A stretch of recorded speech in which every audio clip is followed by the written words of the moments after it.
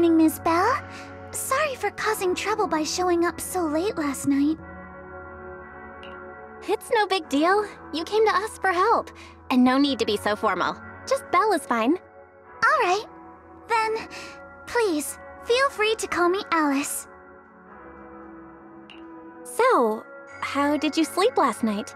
Oh, I'm alright. Thanks for your concern. It's just, the scrolls hanging in the room were all tilted by 2 to 10 degrees, and when I was about to sleep after fixing them, I noticed that the 2 vases by the bed didn't match. Sorry, you have to see this side of me. This nitpicky habit of mine is a disgrace to my family's name. Oh, no, it's not that bad. Swabian Temple just lives up to its name. Thank you for understanding. By the way, about that thing I saw outside my window last night, if you don't mind, I'd like to hear your thoughts. Why don't we take a look around the lower floor of your building first? Since it appeared outside your window, there might be leads outside. Okay, sure. Good thing you suggested starting outside. Honestly, I'm a bit ashamed to admit it, but I don't dare step back into that room until we know exactly what I saw.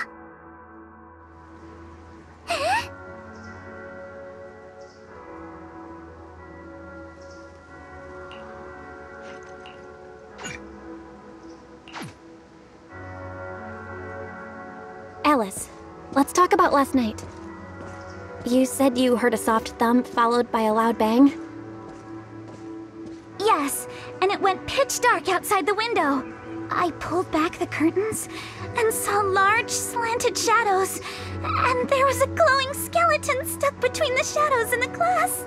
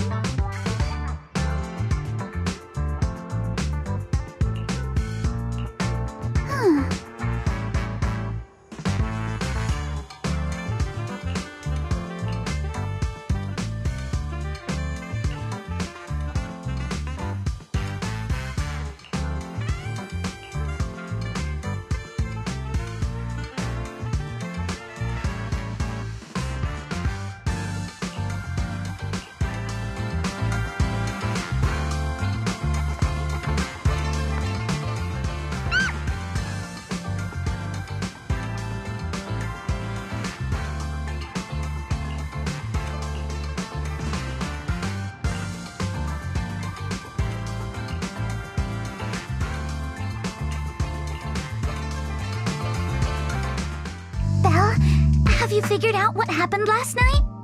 I have some theories after seeing the footprints, but I want to hear your thoughts first.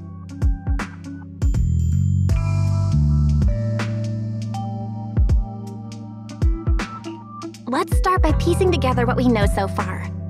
First, about that huge shadow. What do you think it was? And how did it end up outside my window? Could the shadow have just been your eyes playing tricks on you? It was pretty dark last night after all. Huh? You're joking, right? Could the shadow have just been your eyes playing tricks on you? It was pretty dark last night after all. Huh? You're joking, right?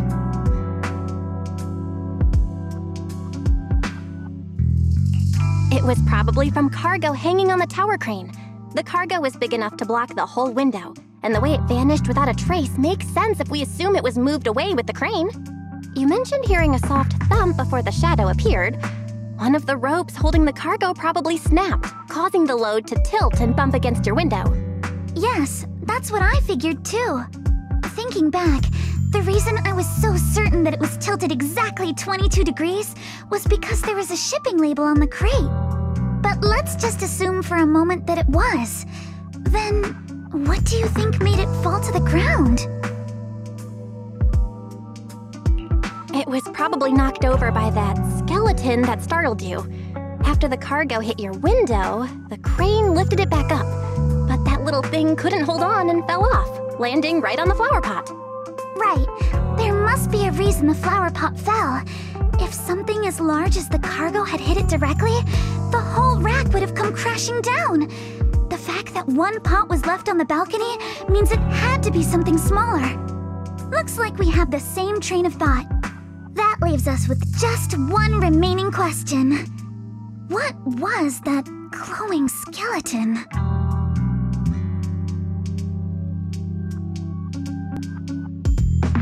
There's no doubt. The culprit is whatever animal left those glowing little footprints. Since its paws were covered in glow-in-the-dark paint, the skeleton pattern was probably painted on its body or clothes.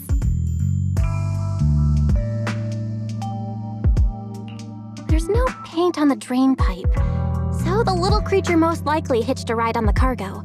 It was caught in the crane malfunction, which then caused it to slam into the window.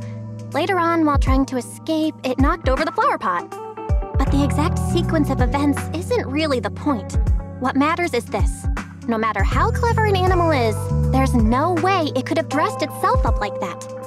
Which means someone deliberately used it to pull a prank on me. That's going too far. Belle, since it left footprints while fleeing, there must be more tracks nearby. If we follow them, we might be able to find whoever or whatever's behind this. Look over here! The footprints go up the pillar to the overpass! Let's follow them and check it out. How could they? I can't believe someone actually used an animal to pull a prank!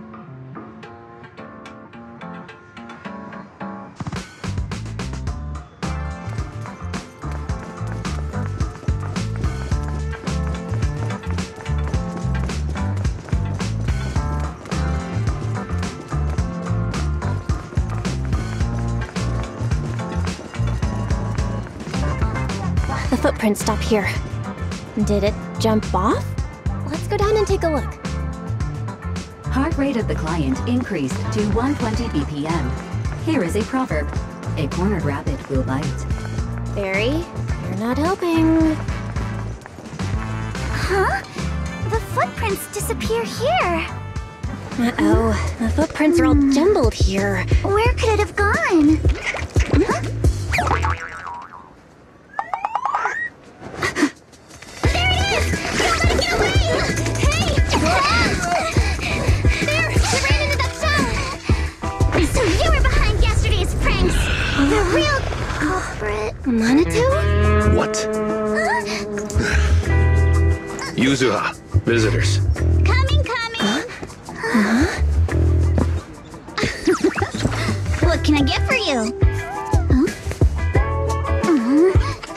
Oh well. Guess I got found out after all.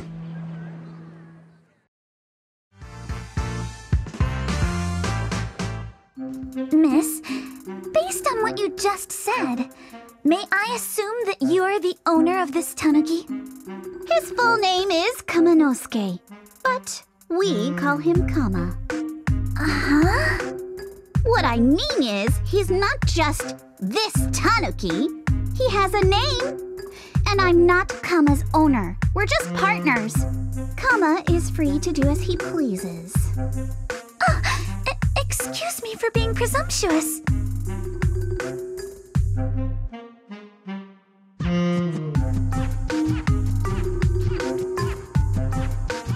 Wait a minute. We came here to confront them. Yet somehow, it feels like Alice just got completely shut down. It's all right. Kama just said he doesn't mind.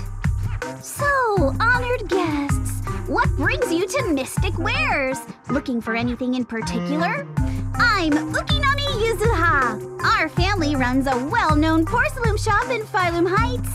We carry all kinds of goods, and any purchase of a second item comes with a 1% discount. All right. Thank you very much. No, wait! We're not here to shop! Miss Ukinami, we don't even know each other, and yet last night, you and your partner played a prank on me that caused me a lot of trouble. Huh? That's a bit of a shock. I thought you'd really appreciate Kama's way of returning the favor. Returning the favor? Sorry, I don't quite follow what you mean. How could you not understand? You were clearly the ones who started the prank in the first place. Porcelumex previously stated they'd thoroughly investigate the safety hazards and give the people of Waifei Peninsula a proper explanation of the accident. Yet somehow they let an unqualified little girl sneak into a team of so-called experts. That's quite the prank if you ask me.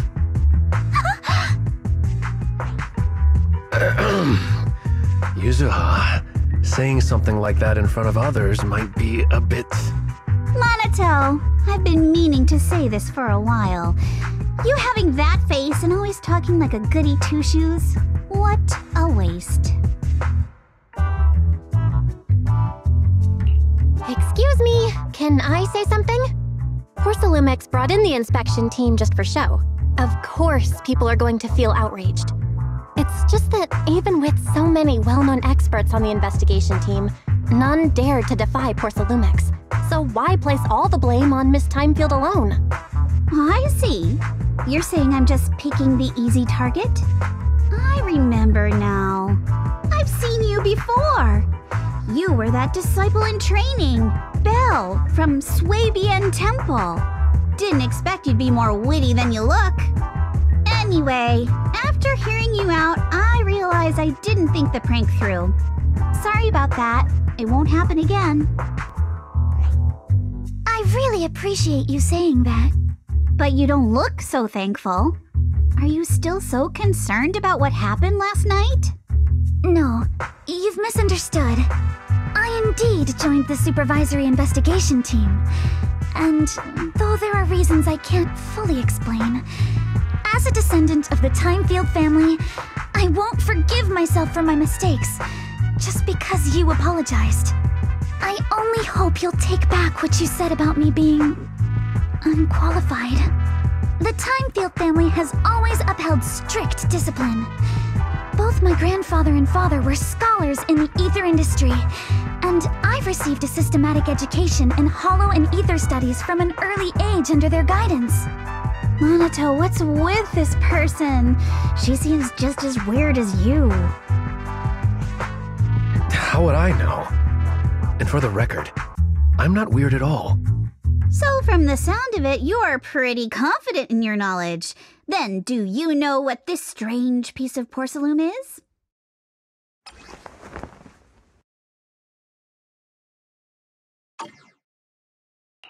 This looks more like a shard of some kind of device rather than porcelain.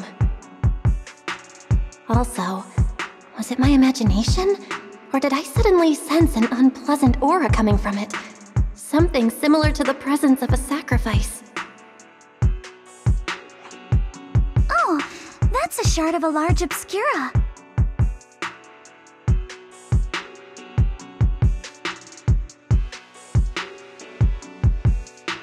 Obscura? Yes, an obscura is a type of experimental reactor vessel made with high-purity porcelain as its outer shell. Due to the unique properties of porcelain, when etheric matter is placed inside obscura, it can slowly come into contact with the air. This allows researchers to observe how ether behaves once it leaves a hollow. Although an obscura is a rather expensive piece of lab equipment, there's nothing strange about it. This shard hasn't been coated with the outer layer yet. It was probably damaged during manufacturing. Damaged during manufacturing? So there is something wrong with this thing. See, Minato? I told you my instincts were spot on. Who would have thought we'd figure out what this thing is in such an unexpected way? What a stroke of luck! What were you all talking about? We suspect that someone at Porcelumex has been illegally producing high-value porcelain items inside the Hollow, items not listed in the official registry. Simply put, they publicly claim to be producing low-value products. Workers' wages and even the reported profits are all calculated based on that. But in reality, someone's pocketing the difference for themselves. Exactly.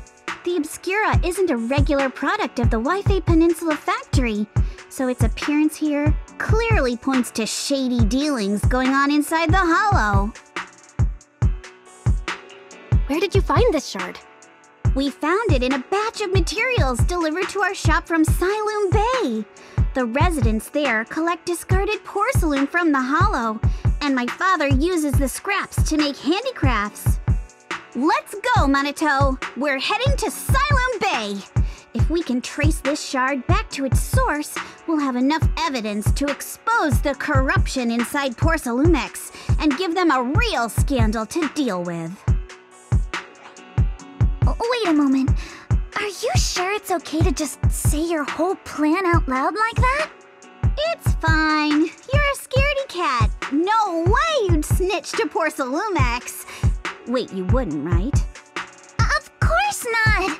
But not because I'm afraid. As a descendant of the Timefield family, I would never stoop to something so dishonorable. Belle, it seems you still have some questions for Miss Ukinami regarding the Obscura. Apologies, but given my current position, I'm afraid it wouldn't be appropriate for me to hear any further details. So please excuse me for now. Thank you for helping resolve the issue. I'll have the payment for the commission sent over promptly. You didn't leave with that fancy girl. Do you have something to ask us?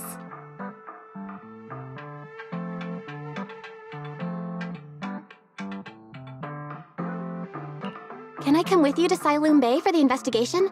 I'm curious about the origin of that shard. Besides, I can help if you're heading into the Hollow. No problem. You're more than welcome to join us. Wow, today's our lucky day. Not only did we find a lead, but we even had a proxy who's an expert at handling miasma just show up at our door. Don't lay it on too thick, Yuzuha. You don't want to scare Belle away. Still, we have no reason to turn down the proxy's help. So, we'll be counting on you from now on. Minato, if your tail wasn't wagging like an electric fan right now, I'd give you a perfect score for how mature you acted. Huh.